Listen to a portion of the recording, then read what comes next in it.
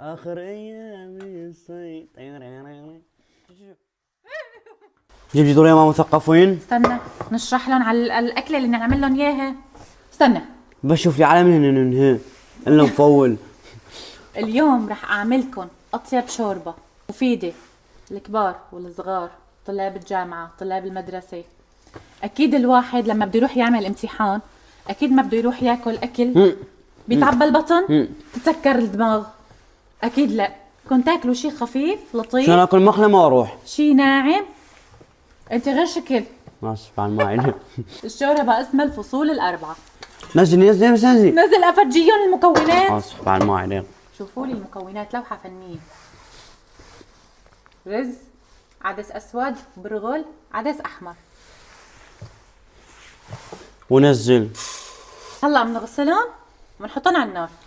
أي صندوق عندكم؟ هو بعد شو تسويني على الحياة؟ وقصيت خبز الهوس؟ الحمد لله قالوا نصه صح. نعم هو نصه.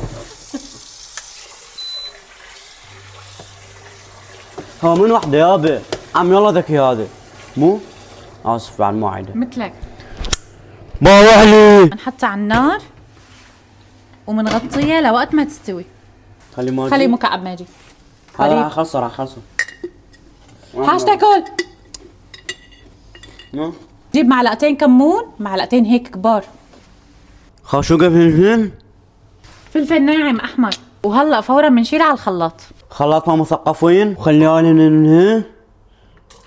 والسخن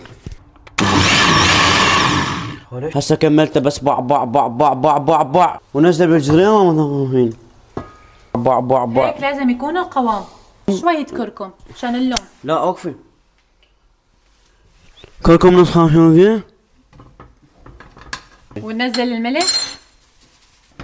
اي حديدة عندكم؟ والله مو حديد هذا. اي حديدة؟ سيراميك هذا. معلومة خطيرة. هاي زيت الهنون. زيت زيتون. زيت الهنون وبصل مثروم.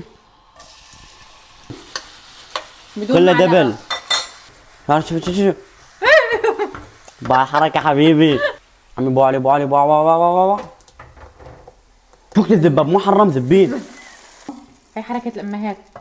أيوة. اسمع وهي هسه عمي خضوق. خلصت الشوربة. سخني لك سخني يا متوحش، سخني. أجواء البرد. آخر أيام عمي والله فول.